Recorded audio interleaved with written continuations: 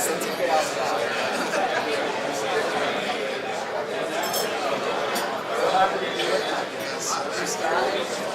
the security guy was leaving.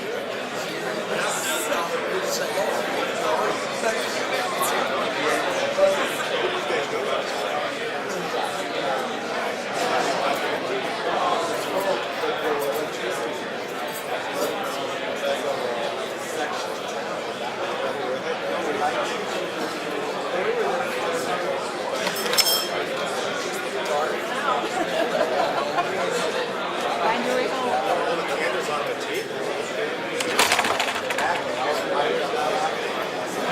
Okay, if you would please, I'd like you to take your seats. We're going to kick this off in about 1 minute, so please take your seats. And this is a good time if you have a cell phone. Remember to check it to ensure that it's turned off.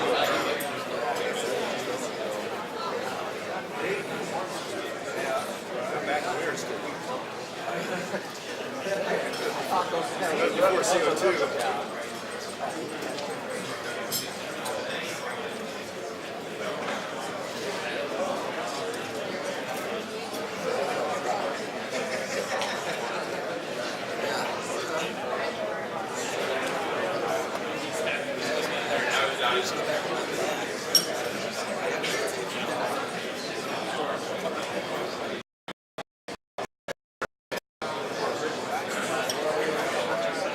Just follows me.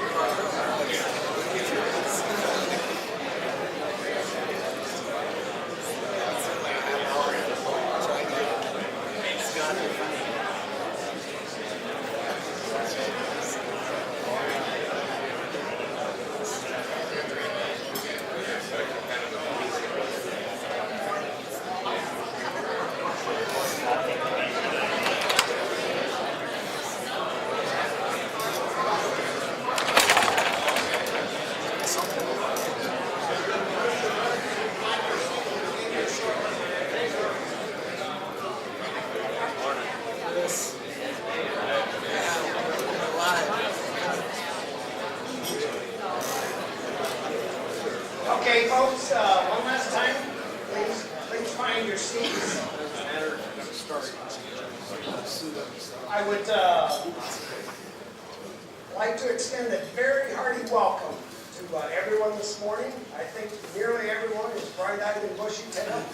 There's a couple of bleak-eyed ones, I think, but we're often going into the more traditional part of our Founders Day program.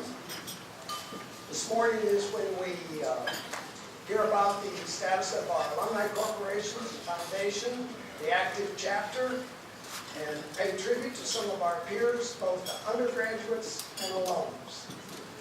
So I'm looking forward to that. It's been a great celebration so far this week. Many, many moments that have made us proud. It feels good to renew old friendships and see people we haven't seen for many years. So we're going to enjoy that and carry on the more traditional part of it this morning. I would like to, Matt Kearns and the active chapter, I'd like to start by giving them a big thank you for all they've done this morning to make the arrangements for this Founders Day program. And let's give them a round of applause.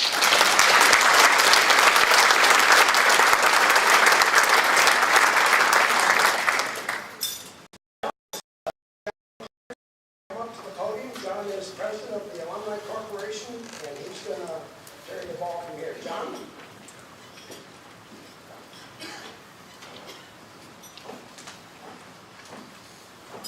Good morning. Appreciate everyone coming this morning. And I'm not much of a talker, so the business part of the meeting is going to be pretty short and sweet, and we'll move on to the stuff that will really enjoy the awards. First, I'd just like to thank the entire alumni board, the 100 Planning Committee, and the entire active chapter, especially Matt Kearns and Ben Zelli for helping plan this wonderful weekend. As far as the alumni board goes, it has been spent the last year mostly planning this event, and there's been a lot of hard work put in, and it's really been enjoyable. They didn't quite mention to me that the 100th was when I was elected alumni board. I should have done a little more history before I agreed to serve. But it has been a good time, especially. And I'd also like to thank Brandon Schaefer for helping this morning in church service. And if you want to know the real story about Brandon Schaefer, I lived with him in Exec, and there's several of our classmates around that we will fill you in about the real Franklin County boy that he is. So, but with that, it's been a kind of a quiet year as far as alumni board goes. The usual meetings we have, and the active chapter has done a very good job, in my opinion. I have learned one thing, that after being out 10 years, that we're a little bit on different time schedules. A lot of my emails to the chapter would go out 5:36 before I leave for the day, and I might not get a response till midnight or later when they're probably getting out and starting having a little bit of fun that night. The times that I was doing cabin checks at midnight and sent an email when I couldn't sleep, I get a response pretty quick. So made me feel a little bit older, but it has been a good year, and so that's basically my report. I will call to order the business meeting this morning, and with that, I would ask from the alumni board for approval of last year's minutes that were presented to the alumni board. Someone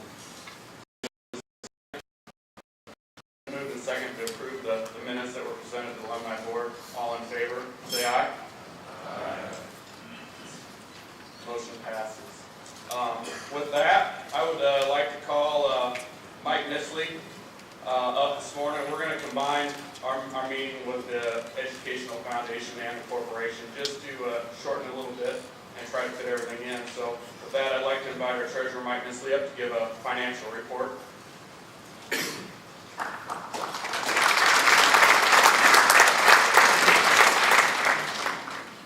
There are 150 of these printed reports out on tables. There's about 5 to every table, so make sure that those that really care about reading it are the ones that have it in their hands. The rest of you just pay attention, and I'll try and summarize what's inside the report.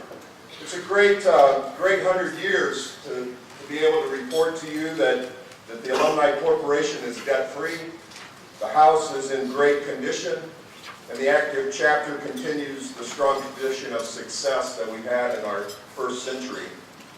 The mortgage with First American Bank that was used to renovate the house in 2009 was paid in full in December 2013.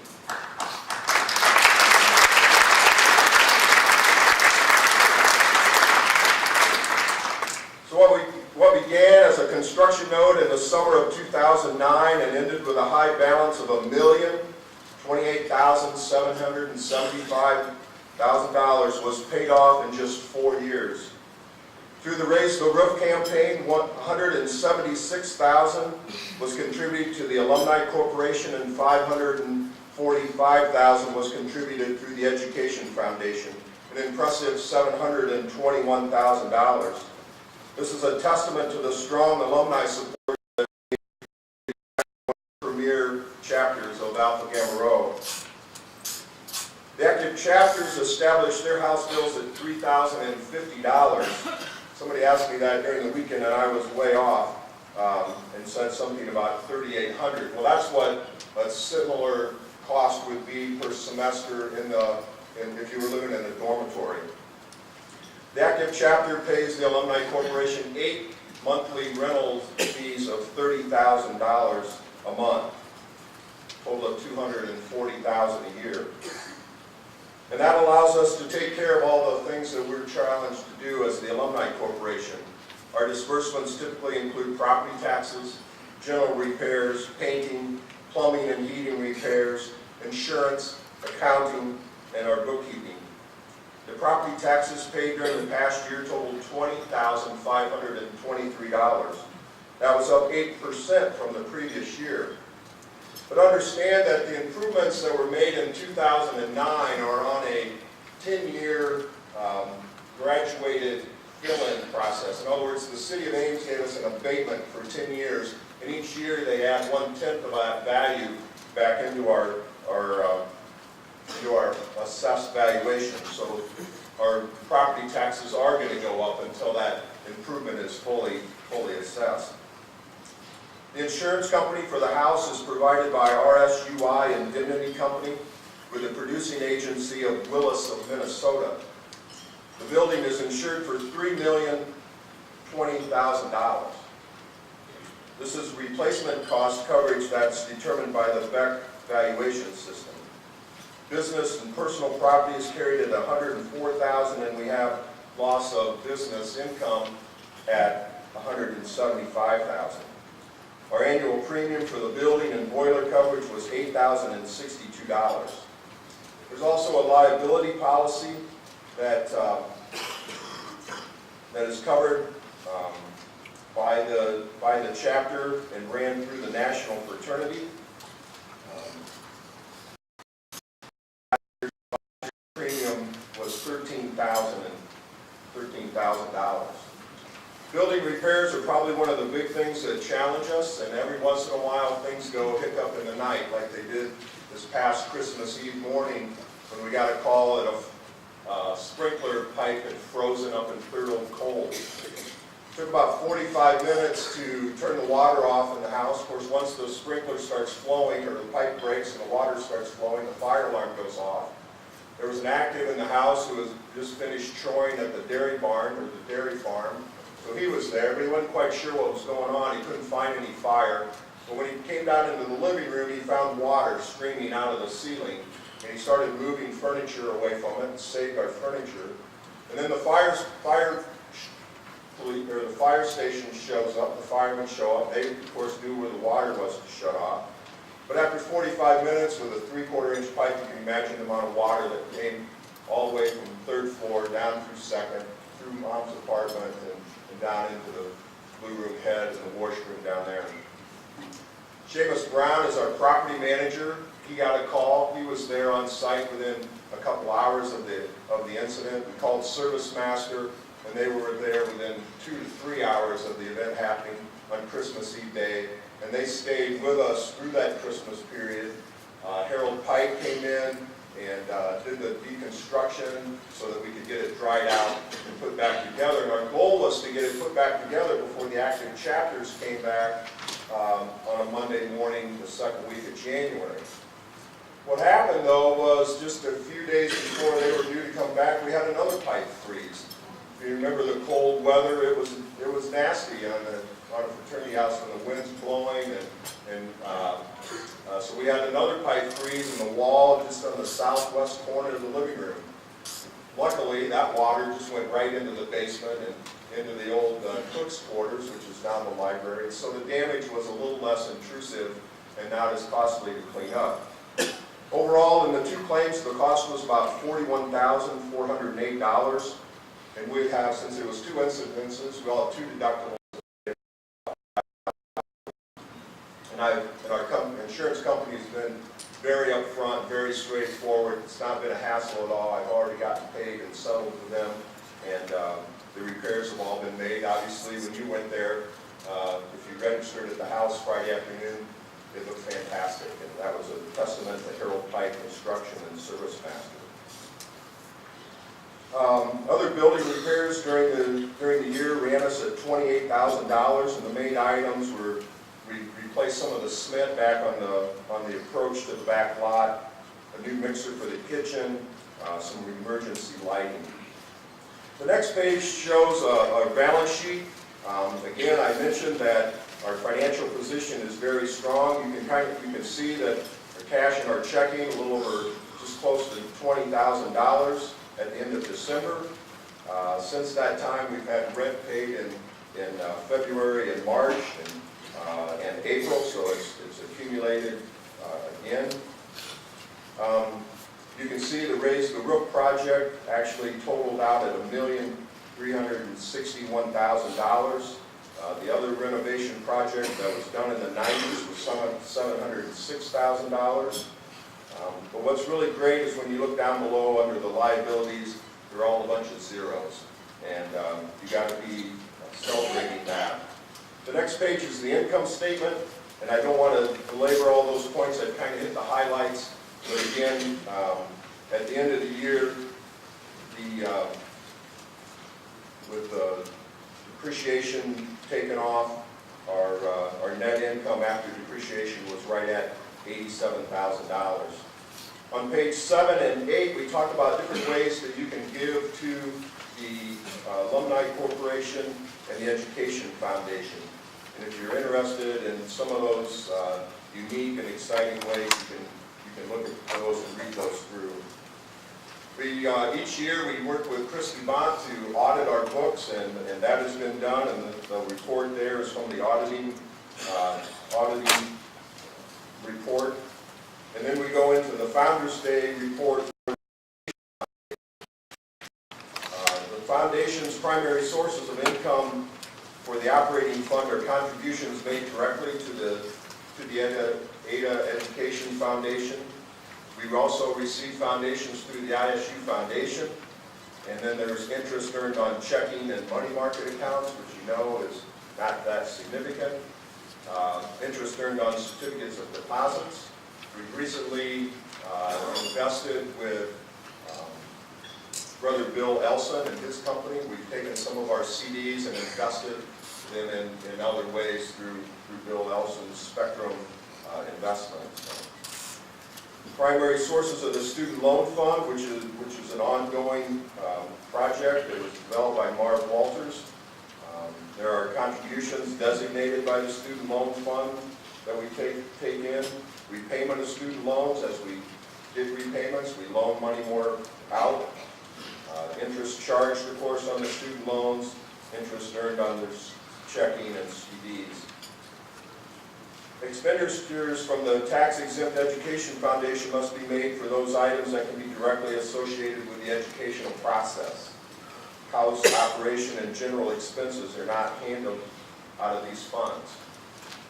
In 2013, $7,700 was contributed by alumni in support of the foundation, and the last of the Raise the Roof contributions totaled $10,004. The Rastetter Foundation continues to support scholarships throughout the year, and his grants during last year were $12,750. There's a discussion then about our understanding of how the funds can be used and what percentage of funds can be attributed to the house based on a square footage method.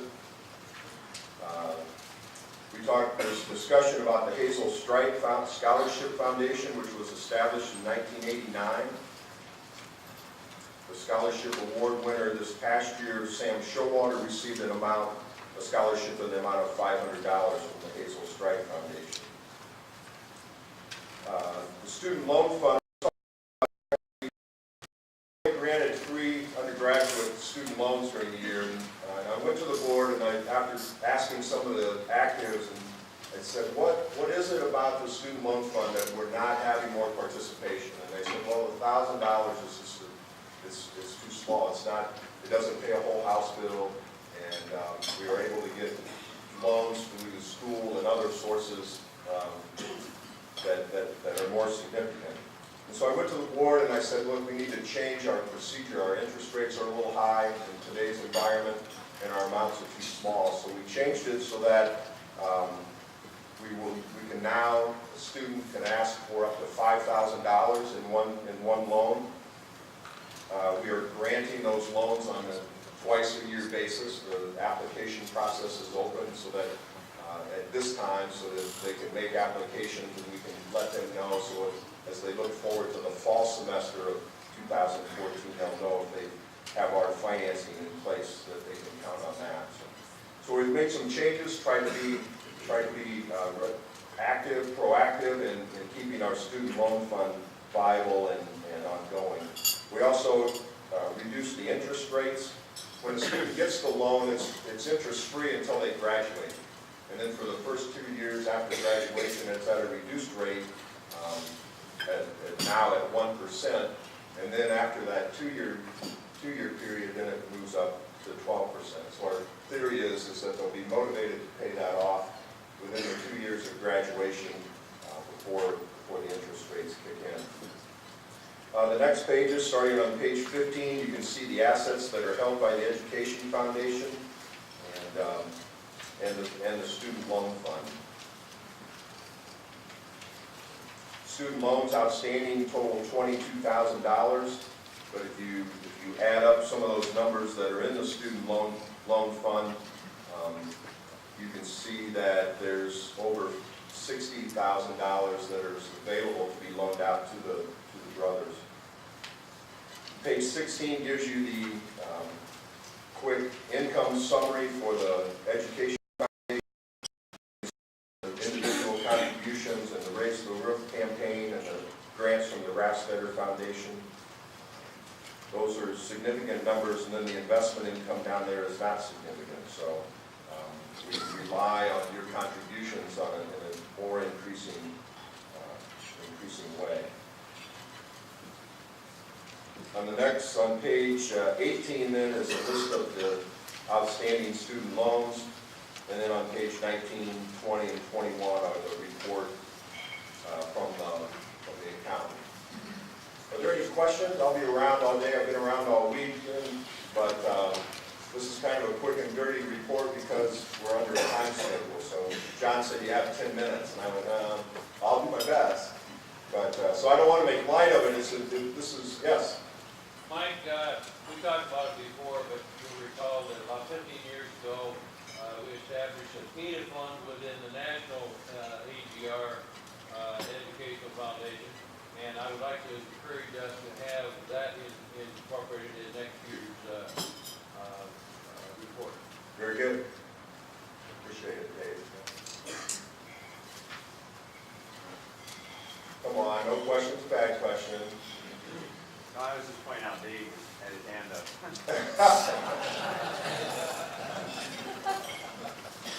So we appreciate your support, and my phone number and my email address are on that report, listed on the letterhead of the report. And if you have questions that you didn't want to ask today, but you want to ask me, just feel free to contact me. Thank you.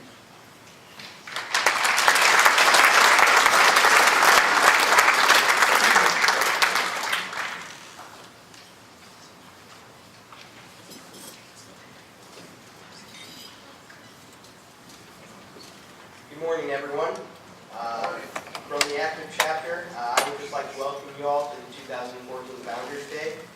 And as we near the end of what I consider and we all believe is a historic weekend, I just want to personally thank everyone who's in attendance to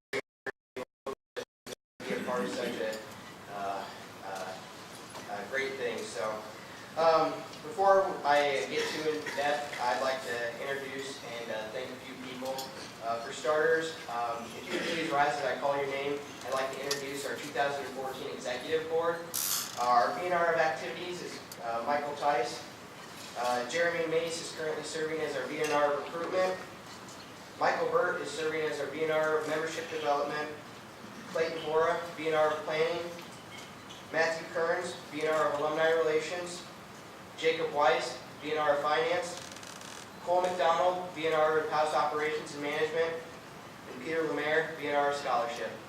I just want to give a personal thanks to all these guys. They're a great group of guys to work with, and I know that we are trying to lead off the Gamer the very best that we can, and I'd like to see where we take it in the next semester. So thank you guys.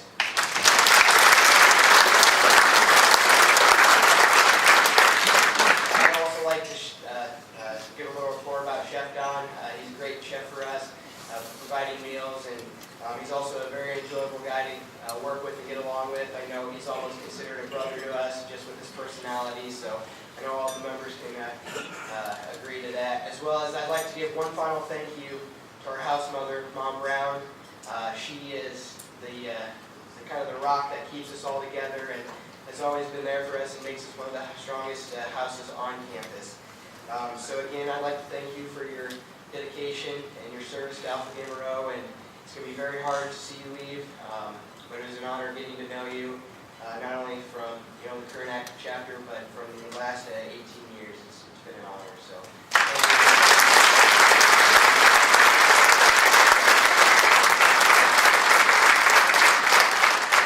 I'll now go into a little bit of the yearly summary. This past semester, in terms of academics, we had another great showing. This past semester, we finished up with a 3.15 GPA, ranking us third among fraternities. So again, Alpha Gamma Rho is in that top 3 tier in terms of academics. So balancing our academics and involvement, we're still doing it. February, we had the honor to go down to Kansas City, Missouri to attend the AGR Leadership Seminar. We had 9 members attend, and it was a very enjoyable experience. A lot of the members in attendance had the opportunity to network and engage with other brothers across the nation, as well as pick up new ideas and practices to bring back to Eta chapters. So, yes, if you have any questions, feel free to just talk to me or any of the members that were in attendance. I know that they'd be willing to answer any questions, but again, it was a great opportunity, and I'm looking forward to going again next year. Homecoming, we had another great showing. Eta chapter represented well. We placed second in lawn display. Unfortunately, we were unable to place this year. The competition was very tough, but we're looking for a strong year this next year. We'll be paired with the women of 80 Pi. I'd also like to extend a thank you to all those who were in attendance for the alumni dinner following. We had easily over 250 people in attendance, so again, thank you for your being able to come back and join us for that evening meal. It was a great experience, and we hope you can join us this year, October 11th, for homecoming. Moving on into Greek Week, we were paired with the women of Kappa Delta and the men of Triangle. We've had many brothers involved with Greek Week Central and been part of the Greek Week crew. And I'd like to extend a special congrats to Brent Sexton being the general co-chair for Greek Week this year, as well as being honored as the 2014 Greek Man of the Year. So Brent, if you're here, if you could rise, and we'd just like to...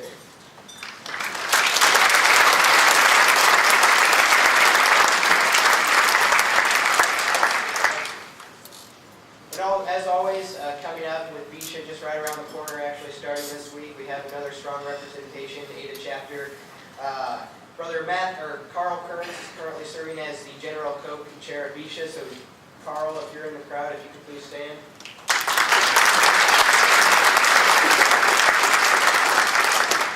We also have various members, part of the executive board as well as various other committees. So again, we take great pride in kind of being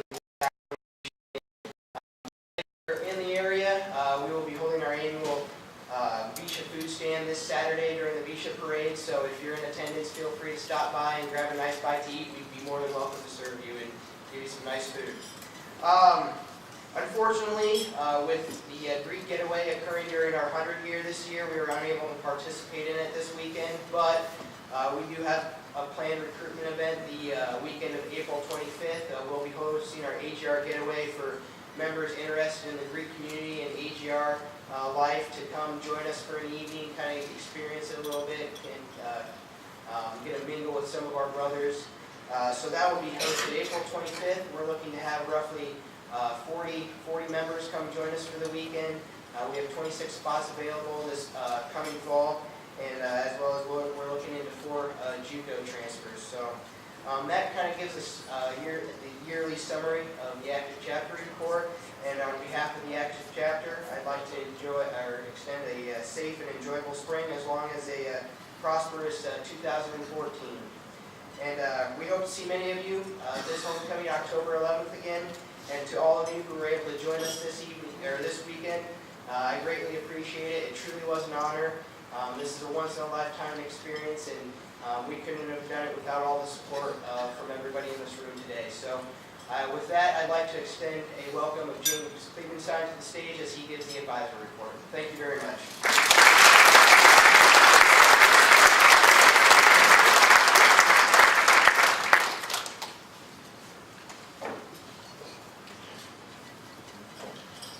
As Brother Lisa indicated, my name is Jim Cleveland-Stein. I first of all want to recognize the other 2 advisors that work with the House, because we sort of work at it as a team. And Brother Highland, Paul, so if you stand up, and Brother Highland.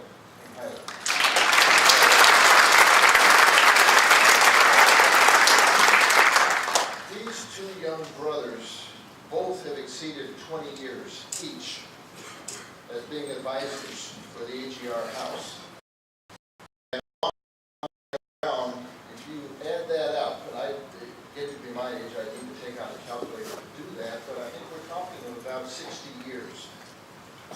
of experience and work that they put into the house. So that when I started working with the house as an advisor, you know, it was really nice, because boy, there's a lot of constancy there with that much experience. And I would indicate actives, when you come up with your innovative ideas on Thursday evening and heading into Friday morning, there's 60 years of experience there, and you're not going to be able to come up with many innovative ideas that they've not heard or seen.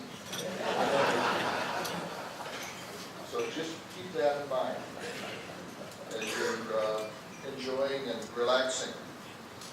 It's a privilege to be an advisor for a group like this, and I'm sure that Paul and Tim would say the same thing.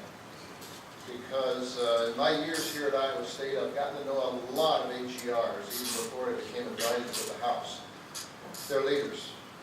You heard last night about the leadership that's in the House. You heard from the Dean, you heard from the President. And if Vice President Thomas Hill had been there last night, you would have heard exactly the same thing from him. So that when you're looking at leadership and active involvement and that sort of thing, it's at the university level, it's at the college level, it's at the department level, and it's in the AGR house as well. It's just outstanding. And I think you as alumni, you need to give yourself a pat on the back, because that leadership ties in with you. And when we look at job opportunities and that sort of thing, it's really a partnership between the actives in the House and you as alumni. This past end of the fall semester, those actives that were graduating here in about a month, in May, there was one or two that basically did not have a job at that particular time, and with those one or two, it was basically significant others that they were trying to find a location where they could both find a job. And I've offers, trying to decide which one they're going to take, and both with their significant others and with respect to themselves. Well, that's a function of you as the alumni and working, being mentors. And I wish the last couple of days I had a tape recorder and I was visiting with the actives and what was going on and what they were saying. And it was going right back to you as alumni and the impact in that you were having. So each and every one of you are mentors. And you're being watched by the actives. And you're helping with respect to internships, job opportunities, and that sort of thing. The networking is tremendous. And I expect that networking is going to continue as we move into the future. It's outstanding in that. You just heard about the GPA was 3.15, and if we go back through the past few years, 3.15 to 3.2 is sort of where the House is. The House was at number 3, 0.03 out of number 2. So they're up there at the top. The overall GPA for men at Iowa State University, all men, was 2.89. Versus the 3.15, and the difference between 2.89 and 3.15 is huge in that. So they're doing an outstanding job there as well. I would also mention that the recruiting landscape is changing from what it was 10 years ago. Young men can be signed, I think it is starting, April 7th of this year, which is a little bit different than 10, 15, 20 years ago. So as you have young men out there that you think might be interested in AGR, and you'd like to encourage them to take a look at AGR, get those names in to the actives so that they can start recruiting them. Because by the time the semester's over, I would guess that a number of those slots are already going to be filled. So it's not summer-type recruitment like it was maybe 20 years ago. So, get those names in, even get those names in that, so that, again, I'd like to thank you as alumni, because you probably don't realize the impact that you're having with respect to the actives that are here in that. And Reverend Schaefer, you were talking about sort of monuments and moving on into the future. And if we look at the actives, they're doers. How many actors do we have here? Stand up.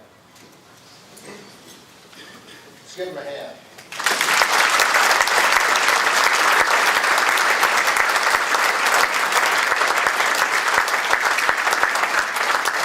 You can feel confident. They're a great group of young men, and the torch you're passing, they're going to take it and run and do great things.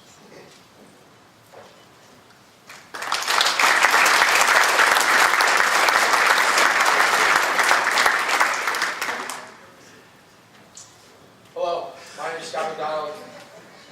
I'm a junior here in Ag Biz. I've been given the opportunity to recognize Dr. James Kliebenstein on behalf of the active chapter for his service as advisor for the past 9 years. I know that I can speak for the entire chapter in saying that Dr. Kliebenstein has provided incredible guidance and helped make each of us better men. Dr. Kliebenstein has made a lasting impact on the many brothers that have passed through the halls of 201 Gray during his tenure here by showing his passion as a professor, advisor, friend, father, and above all, a brother. Personally, I've seen firsthand how much of a true family man he is.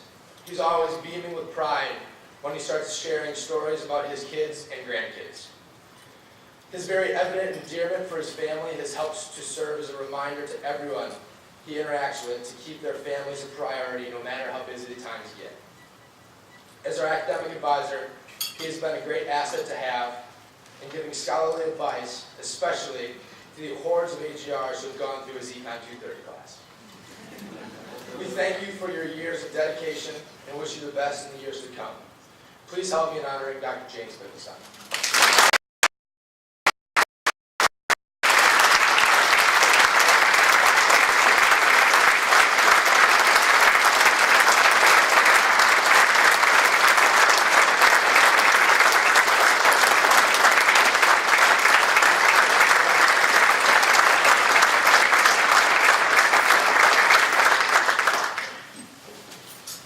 I wasn't expecting this, and I probably should say just a few words, that, you know, I really should be handing this plaque out to all of you. Not this way, because again, it's been a privilege. I'll be around, and that sort of thing. I plan on staying and working with House for a number of years as well. But I will be retiring as of May 15th, this particular year from Iowa State University. It's going to be a change. But I'm going to be saddling up a new horse, and things will continue, and we'll be moving on into the future. And we've got 3 grandkids in Minneapolis, a 4th one this summer. So hopefully spend a little bit more time up there. In fact, Thursday of this week, we're going to be up there babysitting for one of them through till Monday. The parents are going to be out of town on that. But again, almost speechless. It's very humbling. It's a privilege. And thank you for all of the experiences and that you've given me. It's been a learning experience every day, even in 2:30. With all the AGRs that are in there, and, you know, you're always wondering what it's going to look like on Friday morning, but it's usually quite good. You don't have to alert them too much. But again, thank you. Thank you. Very humble.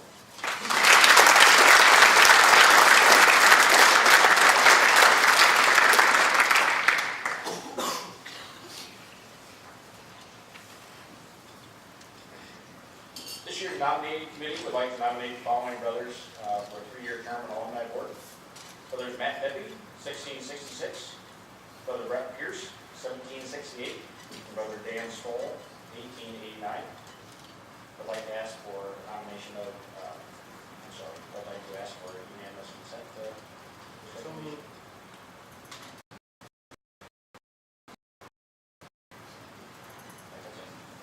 Oh, we'd like to proceed to vote. All those in favor, please say aye. Aye. Opposed, same sign. Carried. Thank you.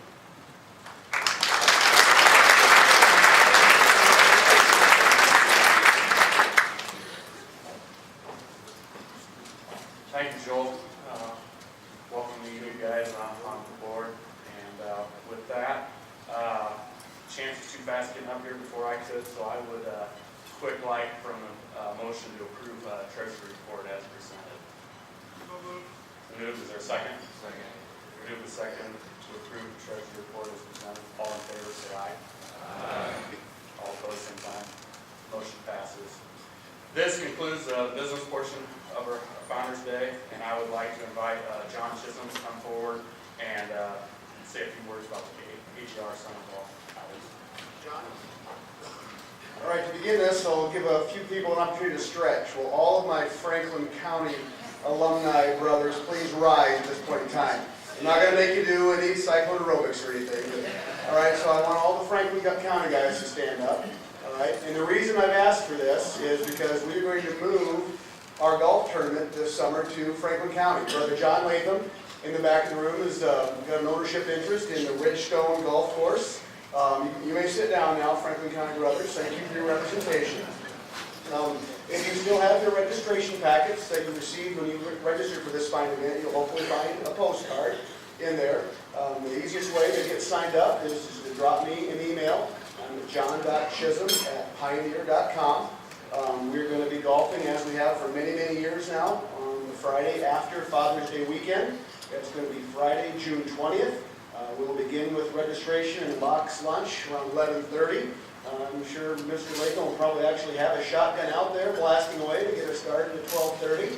And there will be, as always, an excellent 19th hole with great fellowship following the golf as well. So excited to be at a very AGR-friendly venue. Really appreciate Brother Latham and the staff at Sheffield at the Ridgestone Golf Course.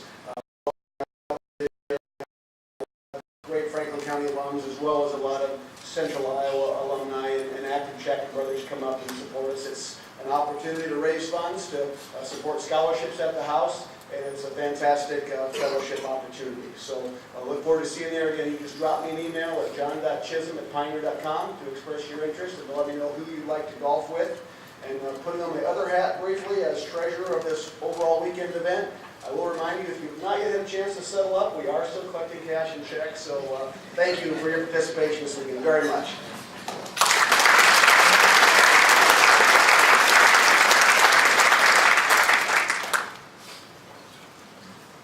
We're now going to move into the awards section of our program, if you're following along on the agenda there. So I'd like to ask Matt Kearns, current DNR of Activities, to come forward and lead us off with the undergrants.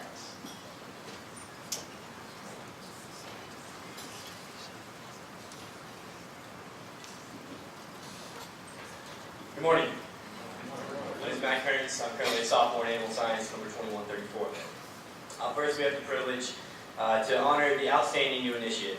From my very first encounters with this year's award winner, I've always been impressed with his professionalism and ability to connect with many people. There's not a member of the active chapter that you could find to say a bad word about him. He's a young man of strong moral character and deeply rooted work ethic, and exemplifies the values that Alpha Gamma Rho stands for. He demonstrated these characteristics right away in his journey at Iowa State, as his class elected him to be president of his new initiate class. This is a position that is largely based off of the first impression one is able to make on his classmates, as is voted upon within just the first couple weeks. On top of his extensive involvement and leadership in the House, he has also excelled in building a strong network on campus through involvement in various clubs and organizations. He earned membership in the Emerging Greek Leadership Council, which is made up of a group of select members of the Greek community with a high potential of success at Iowa State. Additionally, he has become a member of the Farm Operations Club, the VISHA Operations Committee, and serves as an ambassador for the College of Agriculture and Life Sciences. It is clear that he's laid the foundation for his future success for his next outstanding new initiate, Brother Shane Weeks.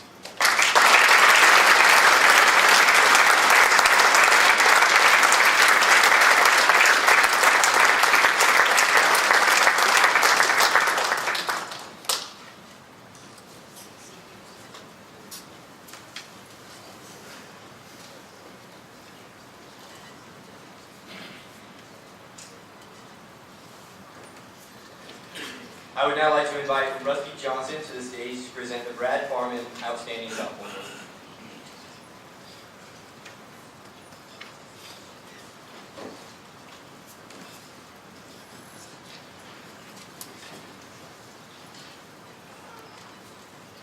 Good morning. My name is Rusty Johnson, and I'm a junior in agricultural engineering. And this year's Brad Farman Outstanding Sophomore has quickly climbed the latter in several organizations in his short time at Iowa State, and earned prestigious leadership experiences across campus. Among his list of campus involvement, he is currently serving as Vice Noble Ruler of Alumni Relations, catering co-chair on the VISHA Exec Board, and president of the College of Ag and Life Sciences Student Council. Through these roles and many others, he has gained respect of his peers, faculty, and administration, all while earning a spot on the Dean's List every semester. He has a very evident passion for agriculture stemming from his family's genetic seed stock swine farm. He's often found advocating for agriculture and is currently serving as one of the Iowa Premier Youth Pork Ambassadors. Ladies and gentlemen, please help me in honoring the Brad Farman Outstanding Sophomore, Brother Matt Kearns.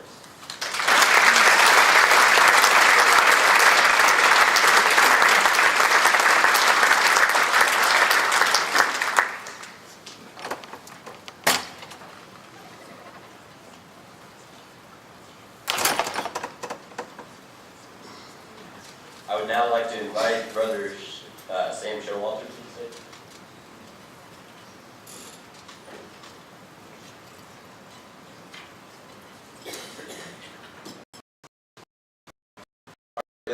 The next award I'm going to give out is the Junior of the Year Award. This junior has displayed true leadership not only within the agricultural community or on campus, but within the house as a whole. On campus, he has been involved in things such as the College of Ag and Life Science Ambassadors, VISHA, and the Farm Operations Club. I would say this candidate has shown his best leadership qualities as a leader within the house, though. He has set an example as a mature, hardworking, and passionate leader for all brothers. He has participated and brought a positive attitude to virtually everything he's been involved in within the house. He has never been afraid to step up to the plate and take on tasks that other people would hesitate on. And he is one of those kids that everyone knows will listen to him if they have any, or he will listen to if they have any issues. Ladies and gentlemen, please help me in congratulating this year's Junior of the Year and current VNR of activities, Brother Michael Tice.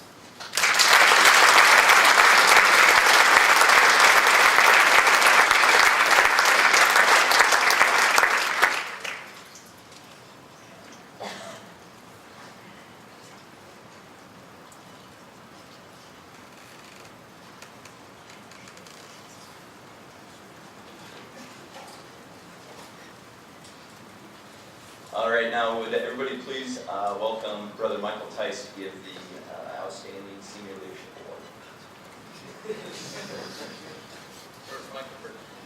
I'm not Michael Tice, but I'll do my best.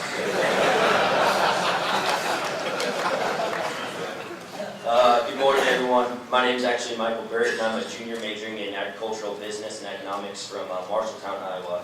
And it is my privilege to give this year's Senior of the Year award. This year's award winner is a brother who, in my opinion, has been one of the best leaders by example for this house in his 4 years. He has been a great participator in Yell Like Hell and Lip Sync, and is always seen at chapter events and is always willing to lend a helping hand to younger brothers. He's been involved on VISHA and has recently served as the AGR Spring Showdown.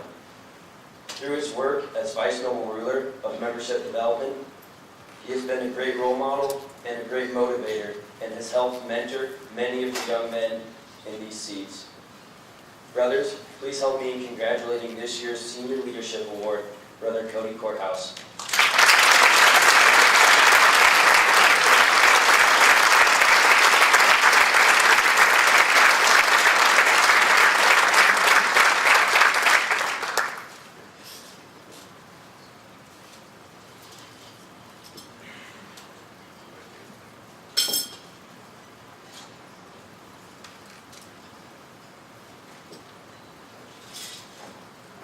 Well, congratulations again to all the winners of the undergraduate awards. We're going to move into some scholarships, and I'd like to ask Chad Gummerloo to come to the podium and to begin with the Andy Albright Memorial Scholarship. Thanks, Charlie.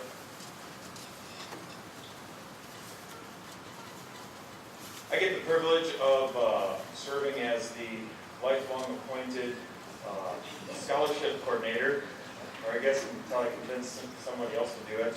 But in that, the Educational Foundation gives out, through our foundation and through other foundations, we give out over $30,000 in scholarships each and every year. So I get to coordinate those activities and help select recipients, and so it's a true honor to be a part of that process. The first award is the Andy Albright Memorial Scholarship. This award was established in memory of Brother Andy Albright. For those of you who don't know, Andy was a member of Eta chapter who was killed in a car accident back in September of 2005. At that time, Andy was serving as the BNR of Membership Development, and the award seeks to recognize an upperclassman who is recognized by the new initiate class as being an exceptional mentor, which was a characteristic Andy was known for. Each semester, a recipient is selected by the new initiate class, and the award value is Sean Robinson.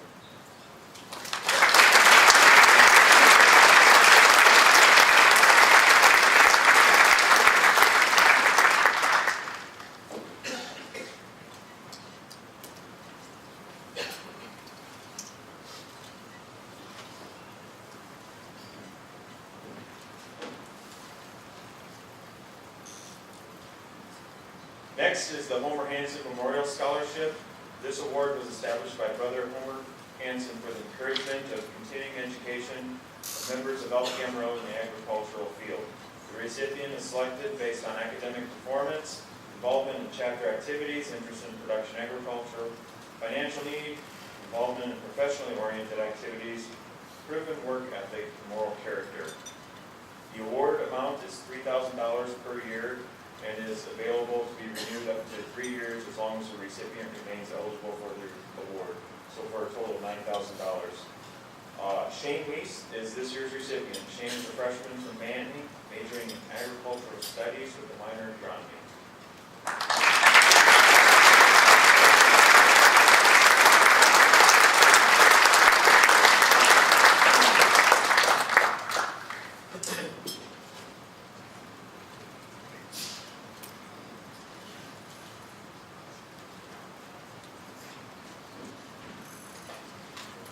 Next is the Herb Kleinbeck Memorial Scholarship. This scholarship was originally established by Brother Alan Hagan with additional funds contributed by Brother Kleinbeck.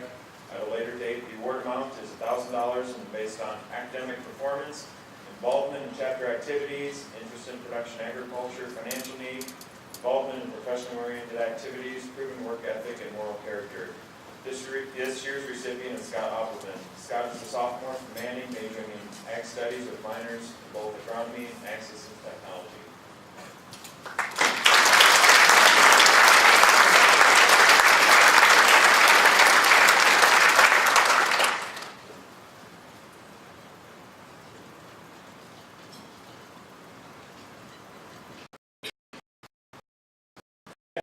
Charles and Phyllis Persinger Scholarship. This award was established by Brother Persinger and his wife Phyllis. The recipient must be a sophomore or higher in good standing with Eta chapter, but excludes graduating seniors. The recipient is selected based on financial need, involvement in activities, work ethic, moral character, and academic performance. And the award amount is $1,000. This year's recipient is Sean Robinson. Sean is a junior majoring in animal science from Lake City, Iowa.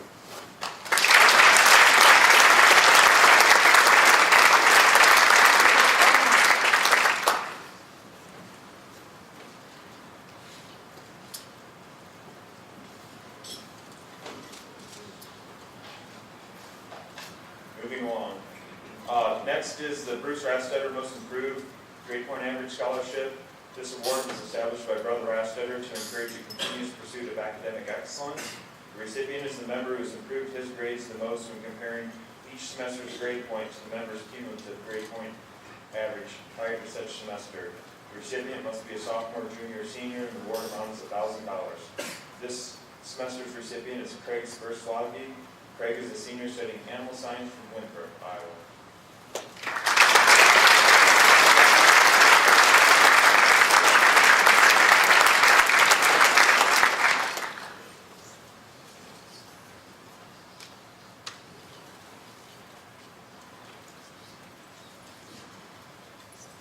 Next is the Bruce Rassetter Entrepreneurial Scholarship. You heard Bruce talk a lot about being an entrepreneur, and one of the things he has done is he's given money to encourage that pursuit by brothers in the house. Selection of this is based on enrollment in academic performance and entrepreneurship courses, leadership in those activities, interest in pursuing a career as an entrepreneur, and overall academic performance and leadership activities. Additionally, applicants must complete an essay titled "Explain how you are currently engaged or plan to be engaged as an entrepreneur in your career." Each semester, a total of $2,250 is awarded and can be split. This semester's recipient is a junior from Grant, Iowa, majoring in Ag Studies.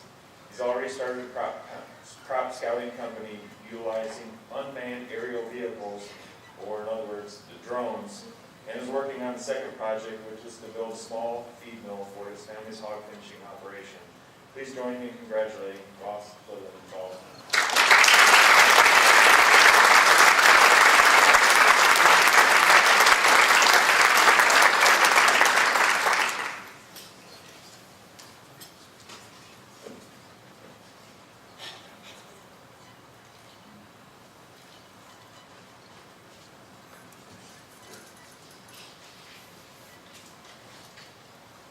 Next is the Paul Hort Scholarship. This award was established by Brother Paul Hort for the encouragement of the continuing education members of Alpha Gamma Rho in the agricultural field. The recipient is selected based on academic performance, involvement in clubs and activities on campus, and involvement within their chapter.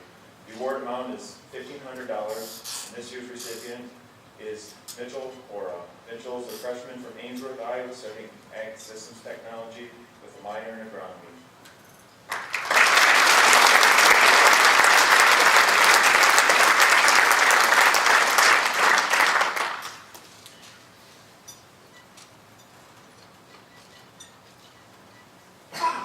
Next, I'll call it John Chisholm.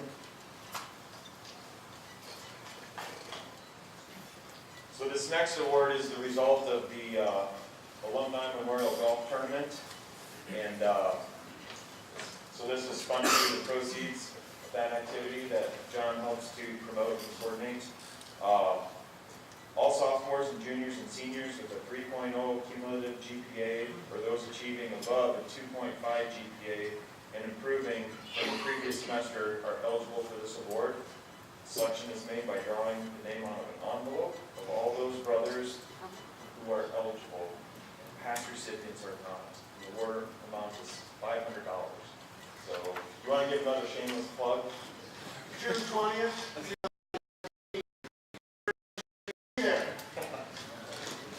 Open the sealed envelope. Avoid time when my fingers leave my hand.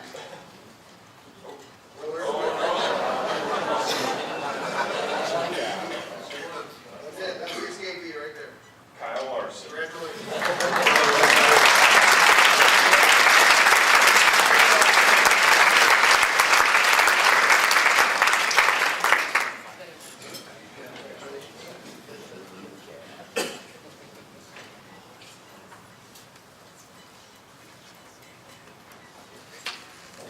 That concludes the scholarship awards.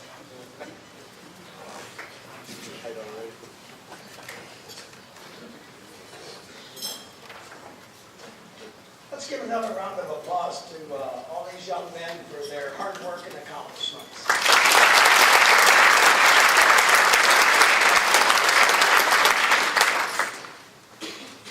I'd like to ask John Latham to come forward.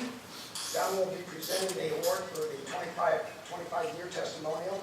John is a 1992 graduate of Iowa State. He's from Alexander, still lives in Alexander, near there, where he is president of Latham High Tech Seeds. Thank you, Charlie. It's a privilege to be presenting my pledge brother, John Chisholm, the 25-year testimonial today. And actually, when I heard that John won the 25-year testimonial, I was shocked. And not because it was John Chisholm, but because it's been 25 years. And I couldn't believe that it's been that long.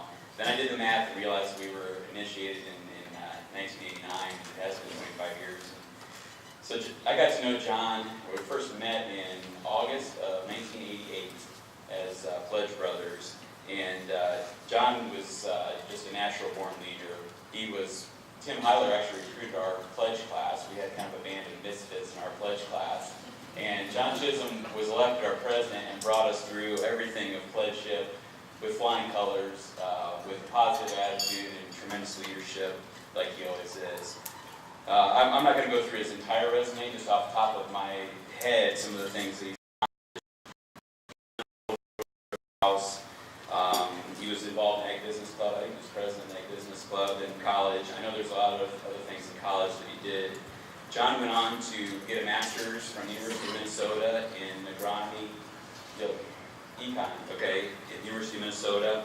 Has had a tremendous career with Pioneer and continues there. It's been great for me being in the seed business to be able to work with John on American Seed Trade Association and other things and be able to follow his career. John's been involved in the Alumni Board, President of the Alumni Board.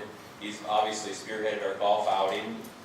He's championed the Raise the Roof campaign that helped retire the debt we've had. And then he's been instrumental in the 100th, and I've been pleasured to be working with him and Tim Heiler and everyone on the 100th committee. Since we have a little time, you don't mind, John, if I tell a story from our pledge brother Dave Trio? Is that okay? Brief. All right. Well, John was a tremendous student, as you know. He was 3.8 grade point average and was tremendous. I mean, he made all the rest of us sick, really, because he got all these great grades. But we lived together in second, the Cove, I think. So maybe our junior year. A long semester. Dave Trio and myself and John. And Dave and I weren't probably near even close to as good students as John, and spent a little more time enjoying our college life. John would always come in and he'd be studying. It was very important to John. He would come in every day. He had this magic drawer that he kept all his stuff in. And he would come in like a house of fire, grab his books, and he was off to study right away. And every day it'd come, and we'd be watching him every day. So one day, we're sitting there in the room, and Dave Trio decided, hey, I'm going to fix this. He nailed his drawer shut. And John came in, and he had a stat test that day, and I thought his head was going to explode. And we're over in the corner just laughing about it and carrying on. That was one of those days you guys were actually up by that. That's right. So, one of many stories, John Chisholm stories. That was a fun one. But to close, I just want to say success is very, very simple. You take great leadership ability, natural leadership ability. You have a positive attitude all the time, like John has. You're very humble and modest, like John is, and you combine that with great work ethic, and you've got a great leader like John Chisholm. So I'd like to please help me in recognizing John Chisholm as the 25th year testimonial winner.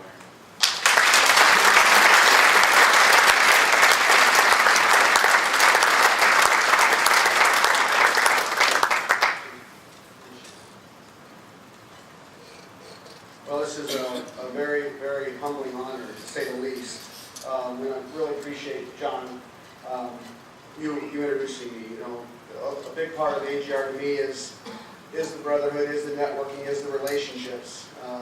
Having a chance to pledge with John, Tim Heiler recruited us 26 years ago. They recruited us again 2 years ago to help with this. And Tim, thank you for helping it all begin. But John, your parents, the Lathams, the Schultzes that are here in terms of mentors and people that I've looked up to, just as great people and great leaders in the seed industry. I really appreciate that legacy. I thought a little bit about milestones, getting ready for this after Tim informed me this week that I was going to receive this honor. And I should start with one of my most important milestones. It'll be 20 years next spring that my wife Sharon and I were married. So Sharon, if you would stand, my boys, Jim and Jack Chisholm are also here. I'd like to recognize them and thank them.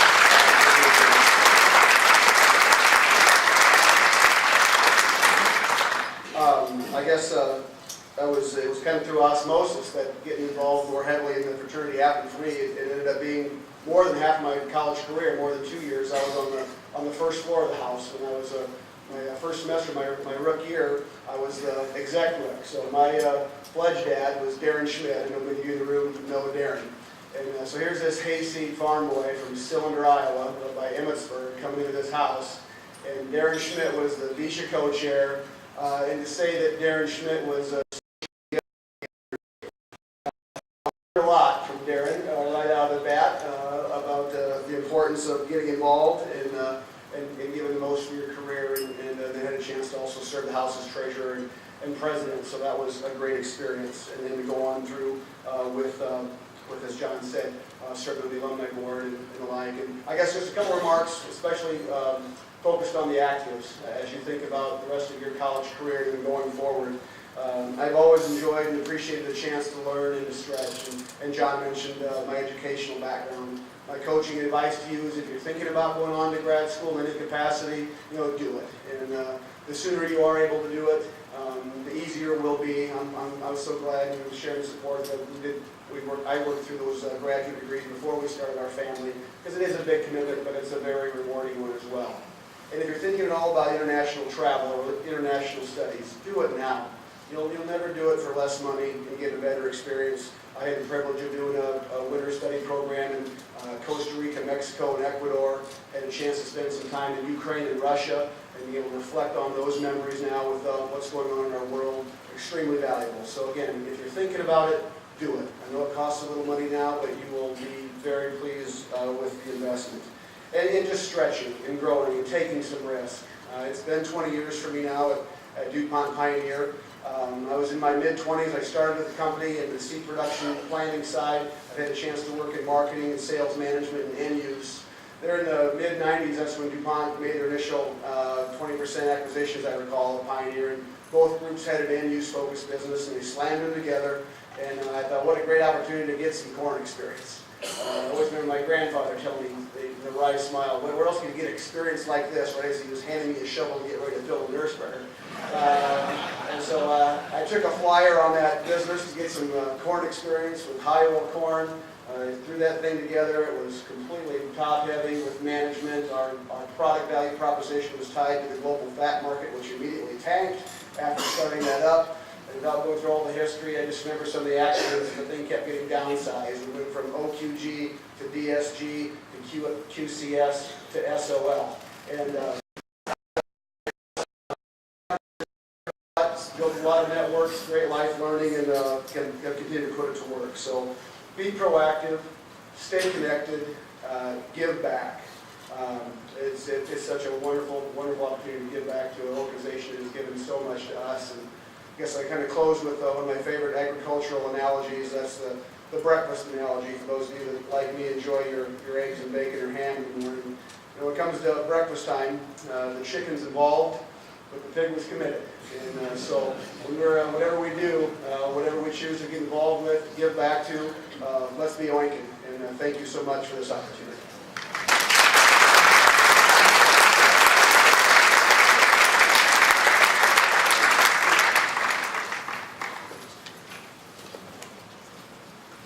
I'd like to ask Denny Blankenship to come forward.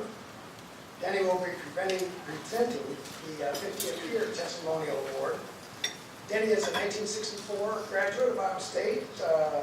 He's originally from Sheffield, Iowa. He spent his career mostly with the American Soybean Association and is currently retired in Central Florida. Thank you, Charlie Brown. Charlie Brown looked more like Charlie Brown back when I knew him as a pledge. He had real dark hair, remember that? I'm going to talk about Schultz, Dave Schultz. Probably the first guy I really got acquainted with well in our pledge class. I was with another Franklin County boy, Mark Swigger, who passed away way too early in life. But they put me with Dave Schultz as a roommate, and we would learn right away. We had quite a few things in common. We both liked baseball, not the same team, but we argued about that all through our lives. We knew more about the Iowa Hawkeyes, I think, than we did the Cyclones, but we got to love them, I think. I think Dave is #1 AGR Cyclone fan as far as I can recognize and recall. We quickly learned to become Cyclone fans and still keep saying, wait till next year, right? I think we'll be in the final two. We were pledge brothers. Dave was proud to be number 809, I'm number 810. I had the honor of being the giving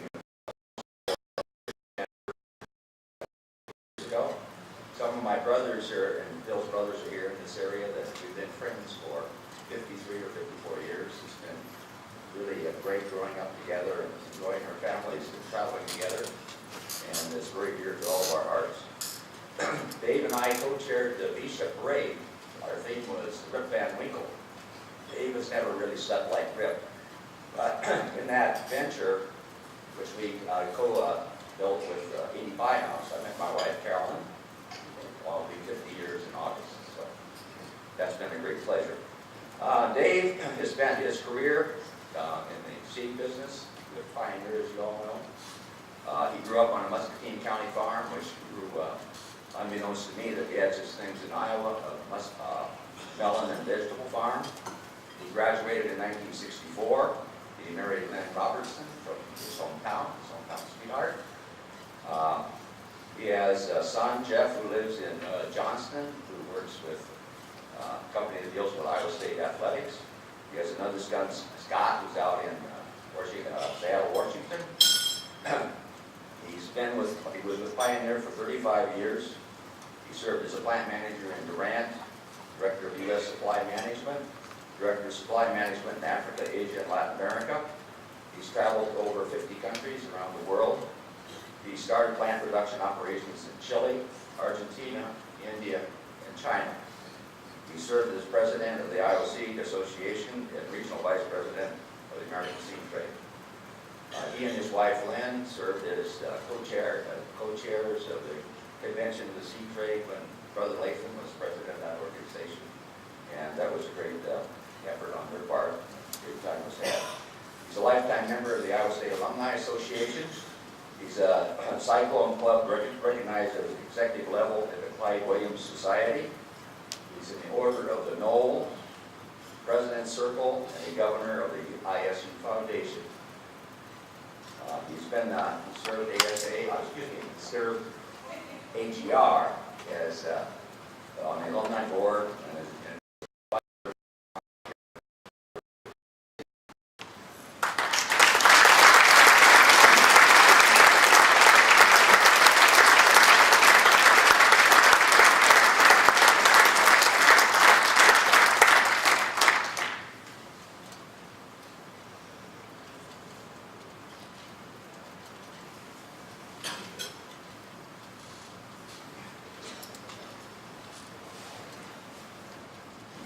it's a beautiful clock. It's like when you retire, you know, they always give you a watch. No, you don't need one. But thank you very much for this award. As I look out here and I see all these folks with gray and thinning hair, and they probably all deserve this award more than I do. But thank you very much, and I'm glad you gave it to me. So I do want to recognize my wife, Lynn. I'd like to stand up. Yeah.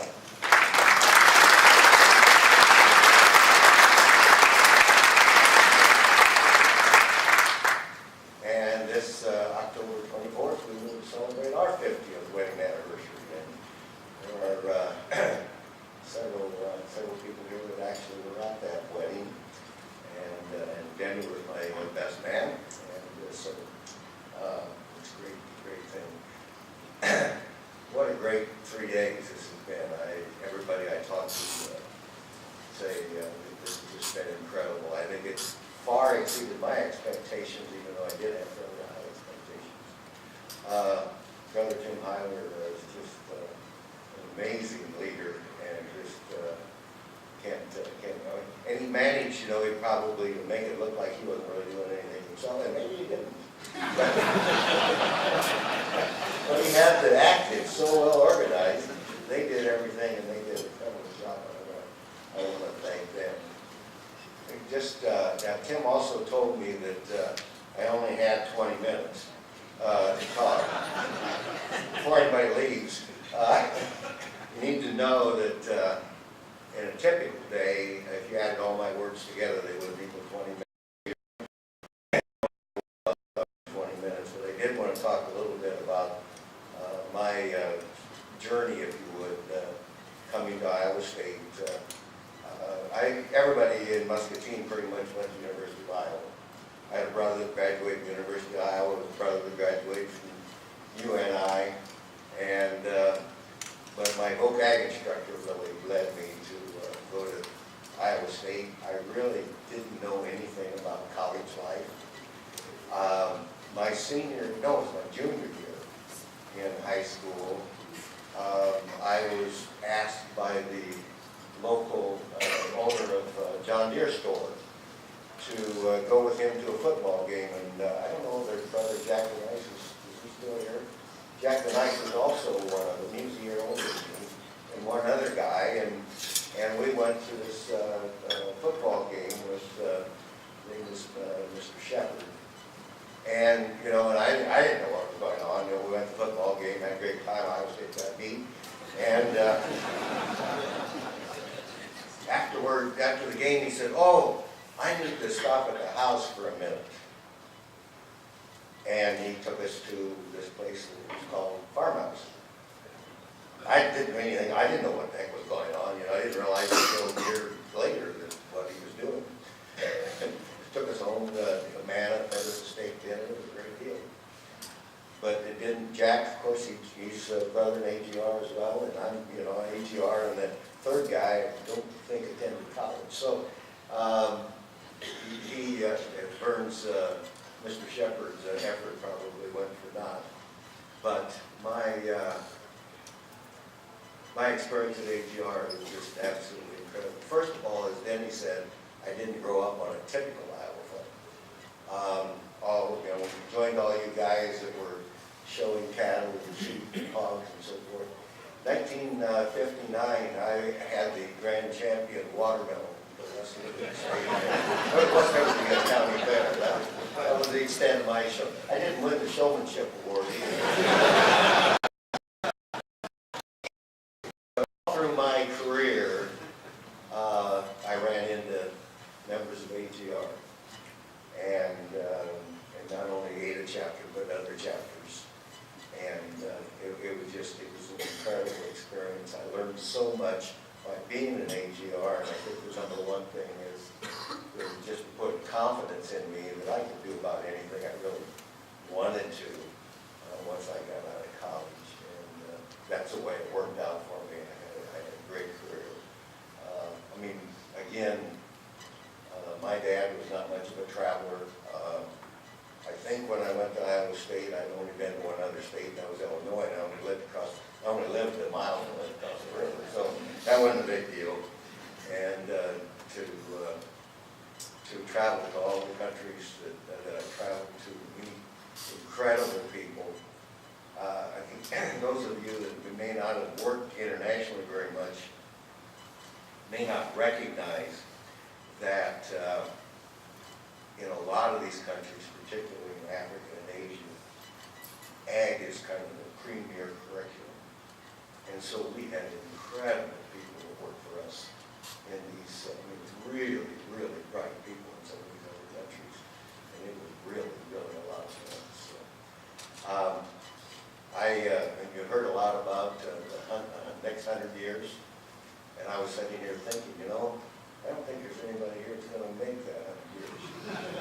So if you're thinking about helping build a stronger agriculture through AGR, better get that started. Better get started. And some of us better get started real quick. So thank you again. This has just been an outstanding experience. And thank you so much. And I'm just so proud to be at AGR.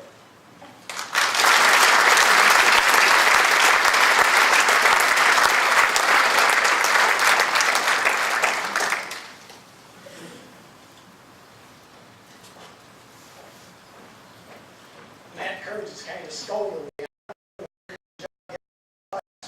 underneath up here, so I'm going to do that right now.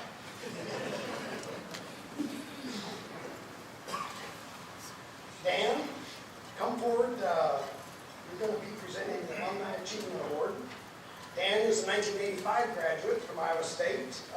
Was from Iowa Falls, still lives in Iowa Falls, where he's an attorney there. Thank you, Charlie. I am privileged to introduce our Alumni Achievement Award winner, Dave McDonald. Dave and I were not pledge brothers.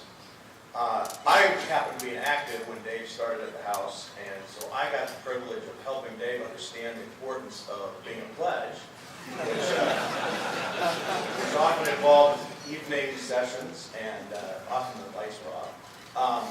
We also got the privilege of helping him understand how important it was to become an active member, which involved other sessions and things that we can't do anymore. But I got to watch Dave start at the house and finish at the house, and was marveled at his accomplishments through the way.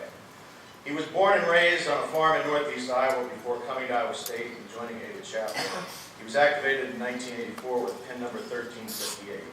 Dave received his Bachelor of Science degree in Animal Science at Iowa State in 1987. I was privileged also to join Dave on his first international experience. He's traveled internationally ever since, and I stayed home in north central Iowa and don't get a chance to go overseas as much. After graduating from Iowa State, Dave joined OSI Industries, a multinational food processing company with over 50 facilities in 17 countries, and he goes and visits many of them. He started his career as project manager. His primary responsibility was to expand their business internationally, and his personal focus was on Latin America and Asia. Over the years, his responsibilities have continued to expand, and he continued to work his way up to management. If you didn't hear his own explanation of his experience, I will tell you, and he probably didn't mention this, he is now member of the company's board of directors and many of its affiliated companies. He holds a seat on the board of directors of one of the largest fully integrated protein companies in the world in Brazil. He's an officer and member of the executive board of the American Meat Institute, the meat industry's largest association. In addition to many of his professional activities, he's involved in his community and his church. In addition, he remains active in many out-of-state activities and was the recipient of the Outstanding Young Alumni Award from ISU Alumni Association in 2003. Dave and his wife Melinda have been married for 23 years.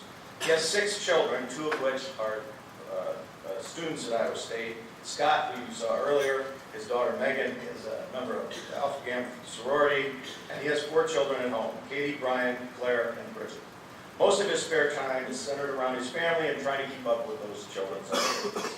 Please join me in welcoming to the podium the well-deserving recipient of this year's Alumni Achievement Award, David.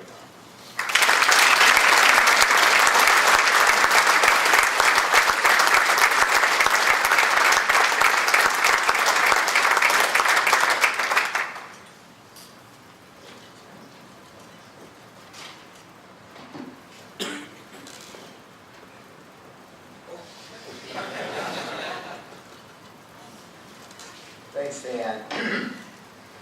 You know, what Dan didn't mention is that when I went on that first people-to-people trip, Dan had invited me, and I didn't figure out that I was paying for Dan to go. He was one of the leaders. So, yeah, I've learned a few things from Dan along the way. And that people-to-people trip was a pretty significant event. But if I can just first say, it's really a privilege and an honor, and it's humbling to receive an award here. I've always considered it a privilege and honor just to be an actor. And it's a treat to be in front of all of you and receive this. It's a little surprising, and there should really be a whole list of others that can go ahead of me, but I do appreciate it.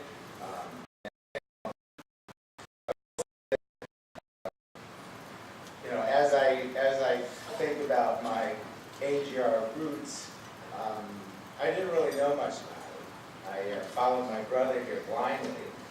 He encouraged me to join, and after Dan and several others, a couple of weeks in, were teaching me how to be a pledge. I was thinking that might not be the best thing to do in the future, is just blindly follow time. So I've learned a couple of things there. I will say, you heard me speak a little bit yesterday.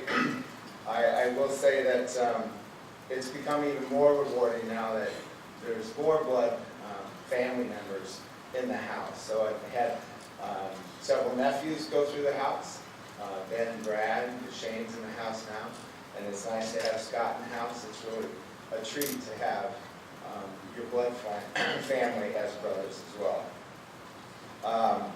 I would also like to thank, my wife can't be here. She's watching the 4 Tigers at home. But it's, all of these achievements get done with a family support system.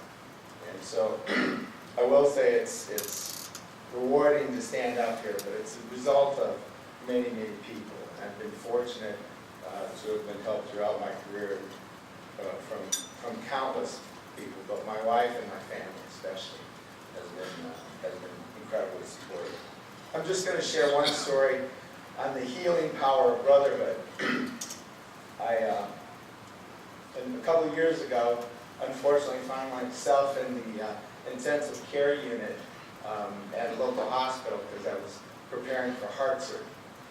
And my wife, of course, contacted the brotherhood and told a few people, and suddenly Brother Paul Brock, Scott Mortimer, Mike Turley, and Bob Lilienthal were in the hospital with me, and it kind of, took some time away, it made everybody relax.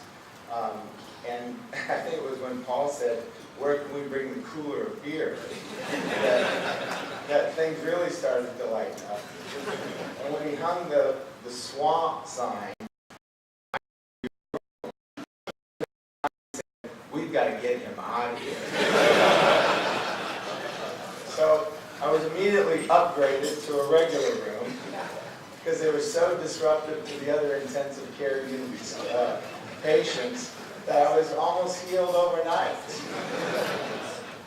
And it's really these types of stories, even though they're funny and comical, it's that support through the AGR network. And it really is a privilege, I think, to simply be called brother amongst the AGR. So again, thank you very much. I appreciate the honor. I will cherish it, and I'm humbled.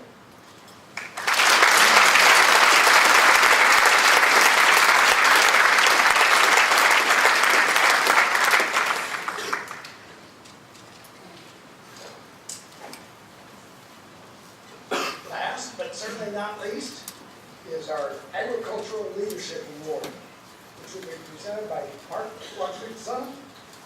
He's a 1981 graduate of Iowa State, from Cushing, Iowa. Still lives in Cushing, Iowa, where he's involved in the Red Angus seed stock production.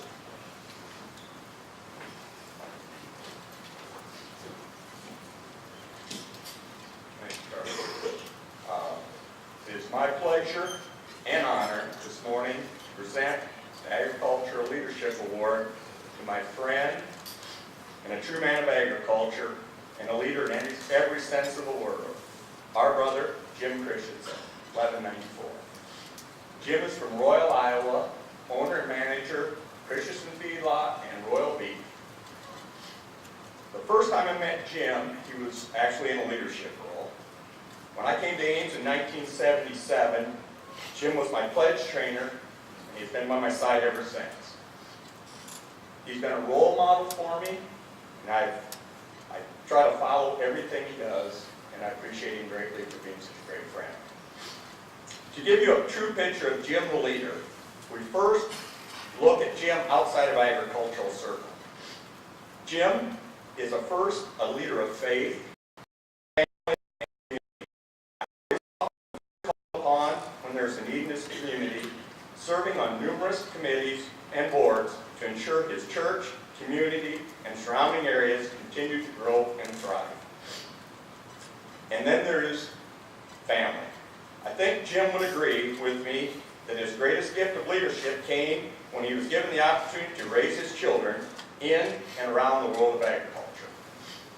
Jim and his wife, soulmate, and business partner, Julie Christensen, also an AGR roommate, have 4 grown children. Through example, Jen, Ann, Lee, and Wes have been able to learn and respect the importance of hard work, ongoing education, involvement, and the art of progressive ambition. All qualities that they were able to learn from their dad.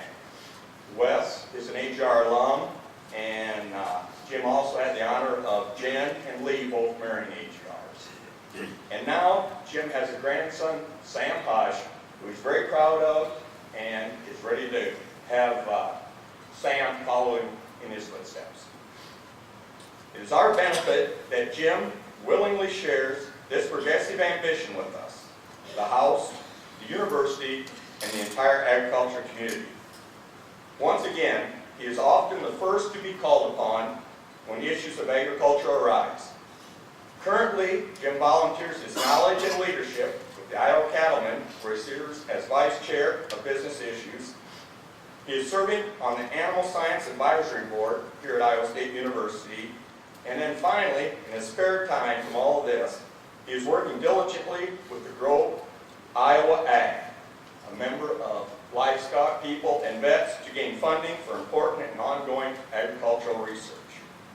In my opinion, there's no one more deserving of this award than Brother Jim Christensen.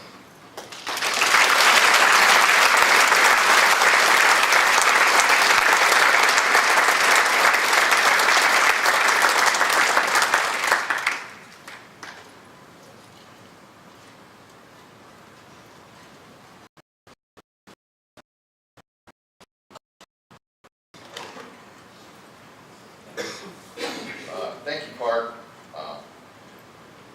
Thank you.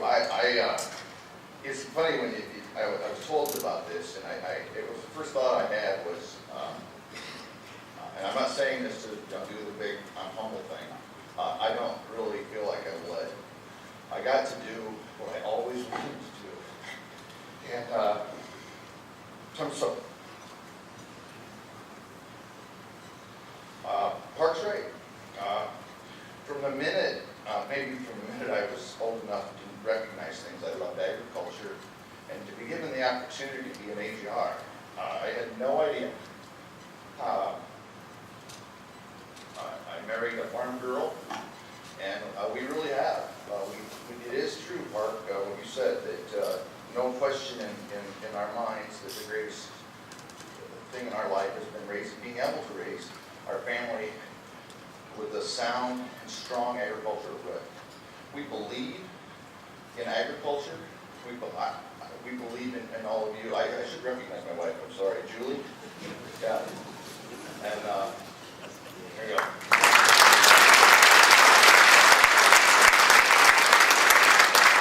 But having said that, you get pretty busy raising your family and doing all those things, and then there's a period there, you leave AGR and you go back quite a bit when you're young along, and then you kind of get busy with your life, and then we had a couple daughters went to Iowa State, and as Park said, they ended up marrying AGR, so they got kind of reconnected with the AGR house, and then we were fortunate enough to, our son pledged AGR, and I tell you what, that little period of life for us has just been remarkable.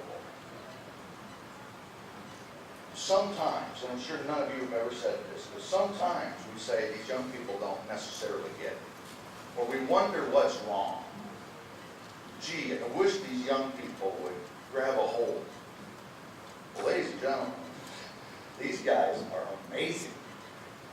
Yeah, I just get inspired when I go to the house. I was there for a dinner here not too long ago, and you walk away from there, meet the Global Food Challenge because of the men at 201 Gray and the thousands of other agriculturalists like them. It's not a matter of you think, gee, these are some nice guys, it'd be fun to hang out with them, we'll have a beer. I'm not talking about that, although they are fun to hang out with.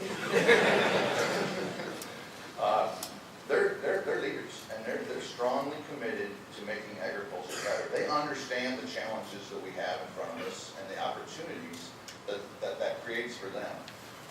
Every year, since Wes was in college, we have a little group. I have a feedlot, cattle feedlot, our wife and I do, and we have a pretty large bunker that we have to cover. And when I had daughters in high school, it was easy because you could get any high school guy you want, the whole football team would show up to help cover the bunker, and they'd try and carry 4 tires at a time to show how strong they were. But then they graduated, and all of a sudden my crew got kind of small. Nobody really cared to impress, Wes.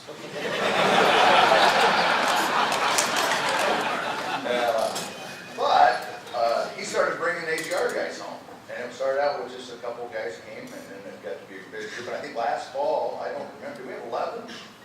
But it was, I was standing up on top of this big pile of corn, about 750,000 bushels of corn with 6 junior high kids. Thinking how, and it looked, I thought it was Jesus Christ coming down the road when they arrived. The AGRs were here, and they bounced out of their pickups and vehicles and helped cover. We had a great day.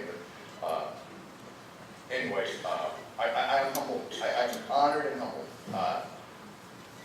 This group is the greatest people to be with in my lifetime. I love agriculture. I love AGR. Oh, and I love Park too, by the way. So thank you. You're really, we're in a great group. We're in a great industry, and one that obviously the world needs and will continue to need. And by golly, we're going to meet those challenges that are in front of us and look forward to the opportunities they create. So thank you very much.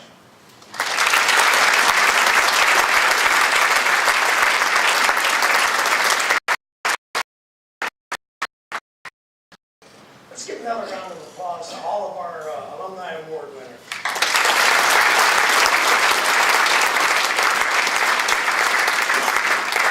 Just a reminder that if you would like to nominate someone for next year's award, feel free to call or email Matt Kearns or any other members of the alumni board with recommendations. Speaking of Matt Kearns, you want to come forward and a couple of comments?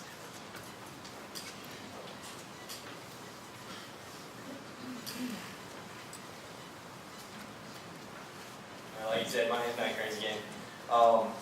I just want to take this minute. We've been receiving a lot of thanks as an undergraduate chapter, and I really want to take a minute to, at the risk of leaving a few people out, really call out a few people who have been very integral in making this event happen. We've had a great committee that's been able to put back together our directory and make sure that we can reach out to you guys. Brothers Mitchell Horla, Jonathan Triggs, Luke Gossi, Tyler Hoagland, Gabe Lorak, Trey Forsythe, Clayton Robinson, Clayton Hoare, Jacob Weiss, Matthias Peters, and Michael Bird. If you guys could please stand real quick to be recognized, I'd appreciate that.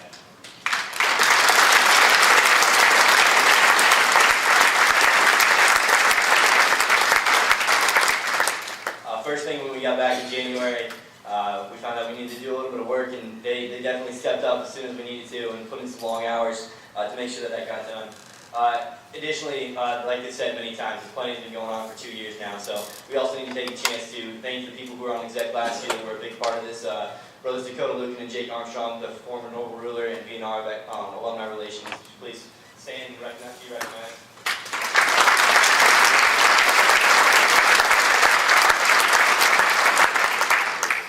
And lastly, one that no longer lives in 201 grade, but is still a student at Iowa State.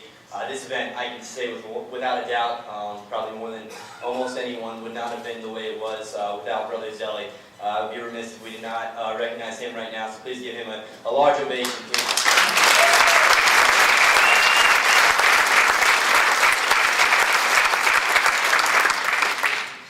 And we were blessed with a small group of alumni that were really important in making this event happen. Brothers John Chisholm, John Latham, Eric, and as he was called the last night, the ringleader Tim Heiler. If you guys could all please stand as well, please.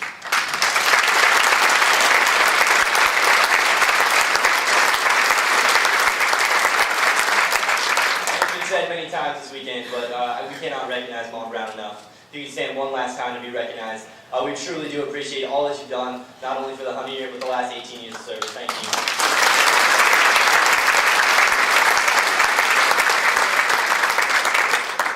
I apologize if I left anyone off that list. I just wanted to take a moment to thank the people who put in a little bit of extra time to make this weekend what it was. I also want to thank all of you, all the alumni in the room, for really laying the foundation for what we have today at 201 Gray.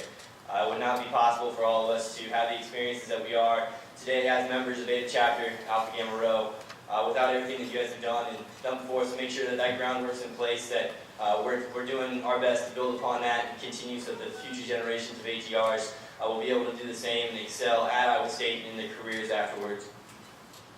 It's been great this weekend to see history really come alive. I guess we learn about our history, we see these names of alumni and all the great accomplishments that they've achieved, but very seldomly, as you guys all have busy careers, we understand that, but do we get to see many alumni back. So it's been great to see this huge amount, over 800 people come back for this weekend to reconnect with you guys, learn about you guys, just hear the stories was the best part, honestly, to talk. And I think every brother here that is a member of the undergraduate chapter can concur that it's been great to just reminisce with you guys and compare stories of what it's like now to what it was in the past.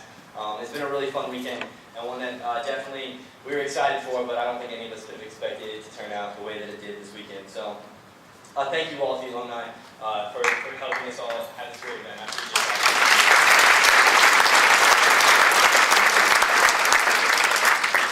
And lastly, now that we do have you guys all back, we look forward to the years to come, right after this, and I guess the next 100 years as well. But we look forward anytime that you guys want to come to 201 Gray. We have open doors. We'll welcome you into our house. We want to see as many of you back as we can. We look forward to seeing you next year at homecoming. It's the first thing in the golf outing this summer. Thank you very much. I know I'm the last thing in between you and lunch, so enjoy your lunch as well.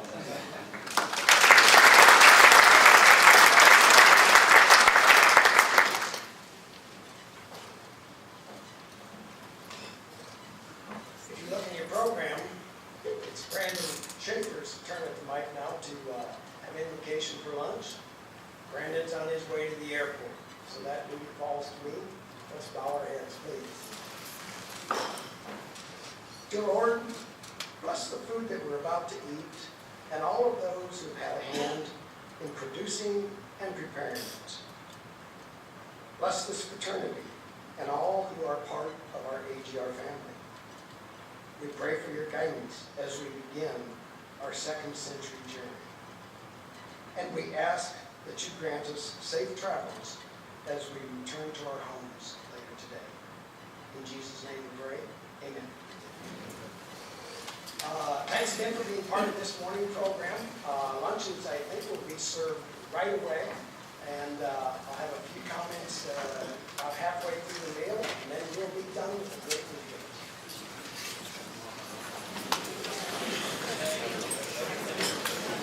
If everybody would like to stretch their legs and possibly step outside, they're going to start setting the table, and then we'll call you all back in and salads out. And while we begin our meal, I'm just going to say a few words about the legacy fund.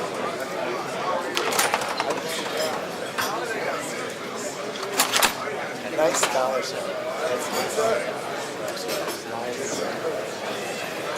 Congratulations. I'm going to, yes,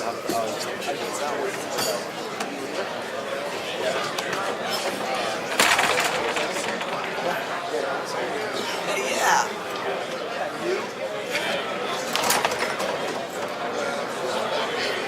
Did nice well. Job. Nice job. That was good.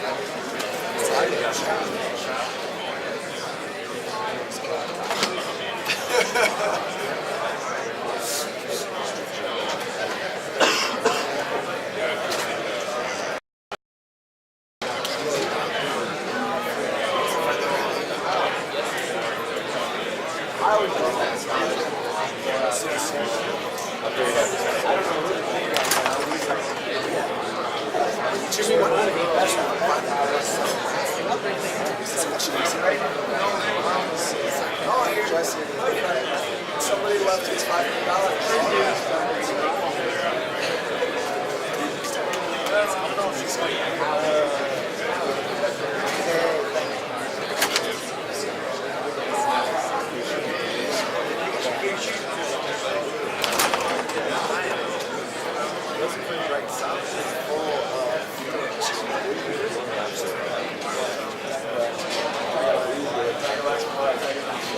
Alex is coming.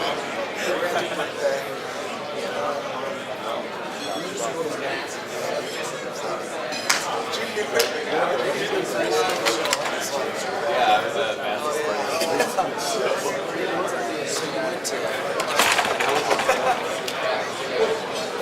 and we were sitting there 20 minutes before the other guy included the solar state, and then finally like was that alright guy and dude just made a face that someone goes to, I was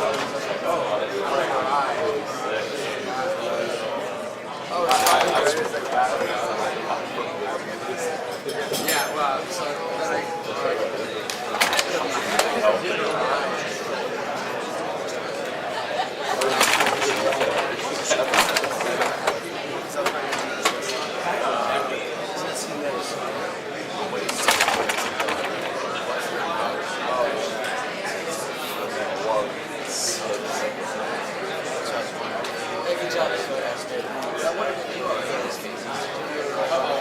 Oh, yeah. Just sit there for 20 minutes. Yeah. Really good. So, were they able to give it? Yeah, because that's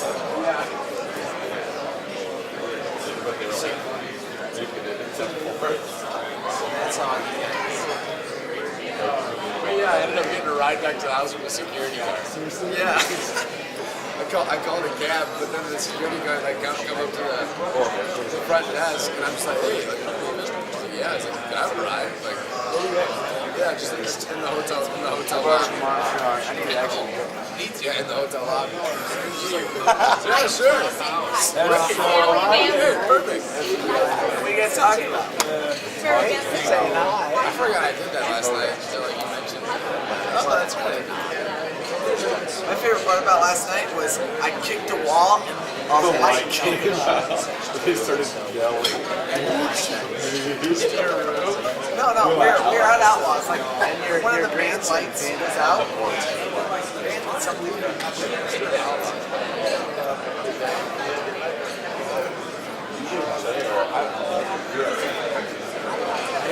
Yeah, power outage.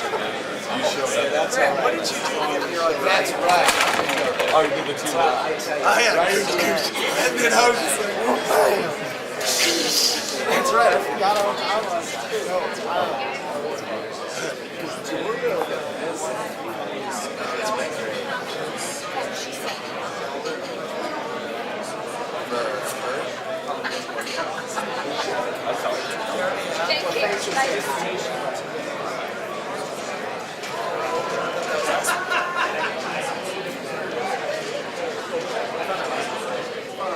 I think it's funeral on